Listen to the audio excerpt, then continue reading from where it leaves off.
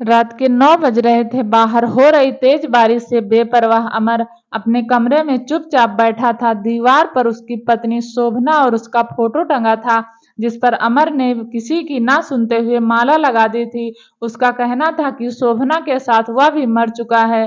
आज घर तकरीबन खाली था, ज्यादातर सदस्य और अमर का 4 साल का बेटा रोहित किसी रिश्तेदार की शादी में बाहर गए हुए थे और अगले दिन शाम तक लौटने की बात थी।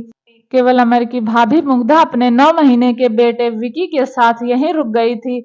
आखिर उससे अपने जेठ अमर का ख्याल भी तो रखना था। मुग्धा अपनी जिम्मेदारियां अच्छी तरह समझती थी। उससे अमर से एक खास लगाव था।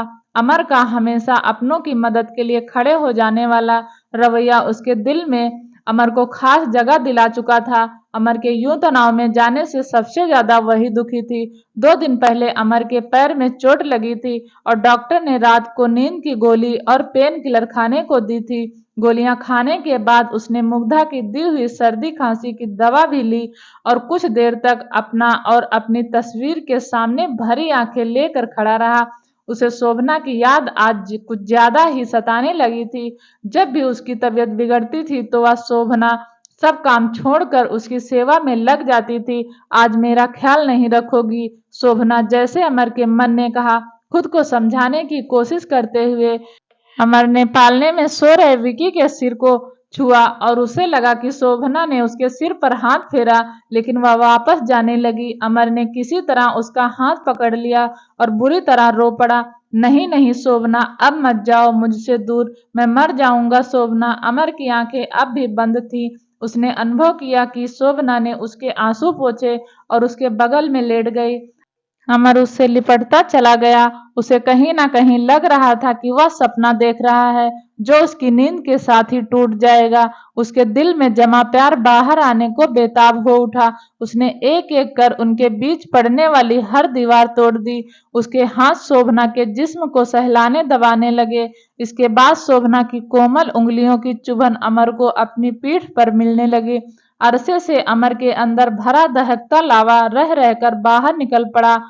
1 2 3 ना जाने कितनी बार अमर अपना सब कुछ शोभना पर लुटाता रहा। शोभना अमर के शरीर से दबी पिसती रही। अमर को किसी बात का डर सता रहा था तो बस अपने जागने का, लेकिन समय कब किसी के रोके रुका है। सुबह की रोशनी खिड़की से कमरे में आने लगी, साथ ही अमर की चेतना भी। तभी उसे अपनी बाहों में कैद किसी असली औरत के देह महसूस हुई। उसने जग कर आंखें खोली तो देखा कि उसने मुग्धा को ही अपने आगोश में ले रखा था। दोनों में से किसी के बदन पर एक भी कपड़ा नहीं। अमर को तो जैसे बिजली का तेज झटका लगा। वह झटक कर मुग्धा से दूर कमरे के कोने में जा खड़ा हुआ। मुग्धा, यह सब क्या हुआ, मैंने कैसे कर दिया, कहता हुआ अमर उसी हालत में अपना सिर पकड़कर वहीं जमीन पर बैठ गया। उसका दिल बेतहाशा धड़कने लगा। पास ही पालने में विकी इस सब से निश्चित सो रहा था। पास में उसके दूध की खाली बोतल पड़ी थी। जमीन पर पानी का वही जग गिरा हुआ था जो रात उसके हाथ से टकराया था। कुछ पलों तक यह सब देखते रहने के बाद मुग्धा धीरे धीरे खुद को संभालते हुए उठी और बिस्तर पर पड़ी साड़ी अपने शरीर से लपेटकर वहां से चली गई। अमर उसी हालत में वहीं बैठा था। उसका दिमाग काम नहीं कर रहा था। रात का नशा अब तक हावी था। सो वह चुपचाप मुग्धा के अगले कदम का इंतजार करने लगा। समाज के सामने लगने वाला बदनामी का धब्बा उसे अपने माथे पर महसूस हो रहा था और कानों में माता पिता और भाई विक्रम द्वारा कहे जाने वाले शब्द गूंजने लगे, जो सारी बात जानने के बाद कहेंगे, पापी, बेहया, कर दिया ना सारे खानदान का नाम खराब। कितना समझाते रहे हम सब इसे, लेकिन सुने कौन। बीवी क्या किसी और की मरती है। एक इसी की स्पेशल बीवी मरी थी जो भाभी के साथ सोना पड़ गया।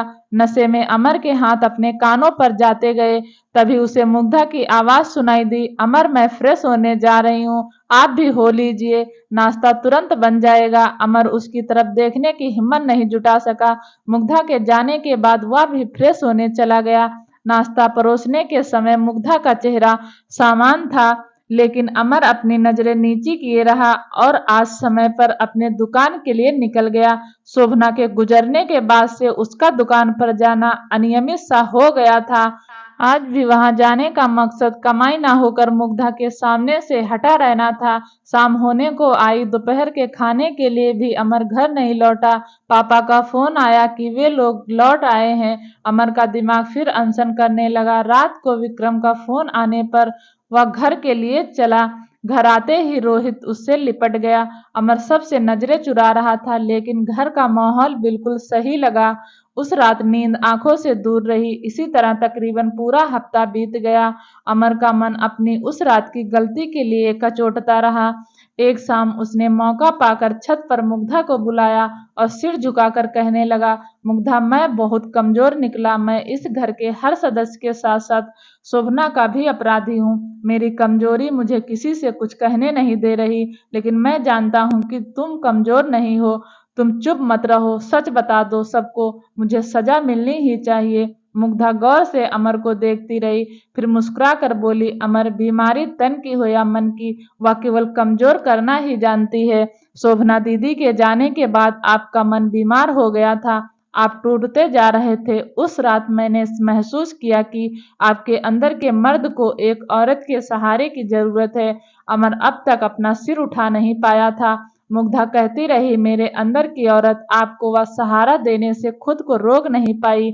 आपके अंदर मैंने हमेशा अपना बड़ा भाई, कभी पिता तो कभी दोस्त देखा है। इसके साथ साथ मैंने अक्सर आपके अंदर अपने प्रेमी को भी देखा। प्रेम किसी शरीर पर आश्रित नहीं होता, उसकी सीमा आनंद होती है। इतना कहकर मुग्धा ने अमर को पकड़कर उसकी आंखों में आंखें डाली और कहा, मर्द टूटा हुआ और कमजोर अच्छा नहीं लगता। फिर आप तो मेरे कंप्लीट मैन हैं। आपको जोड़ने के लिए मैंने अपना थोड़ा सा कुछ हिस्सा न्यौछावर कर दिया। अब मेरा मान रखिए। लेकिन मुग्धा, अमर ने कुछ कहना चाहा, लेकिन मुग्धा ने उसे रोक दिया और बोली, आप यही कहना चाहते हैं ना कि जब आपके छोटे भाई को पता चलेगा तो क्या होगा? इसका जवाब यही है कि मैं अपने पद की थी, हूँ और हमेशा उन्हीं की रहूंगी। आपके और मेरे बीच जो भी हुआ वह एक बिखरी हुई जिंदगी को जोड़ने की मेरी कोशिश थी, कोई मर्यादा तोड़ना नहीं। हाँ, यह भी सच है कि मेरी यह भावना शायद हर कोई ना समझ सके, इसलिए उस रात की बात दीवारों के बीच ही रहनी चाहिए। इतना कहकर मुग्धा नीचे चली गई। ये कहानी कैसी लगी? अगर अच्छी लगी तो प्लीज चैनल को सब्सक्राइब करें। Thank you.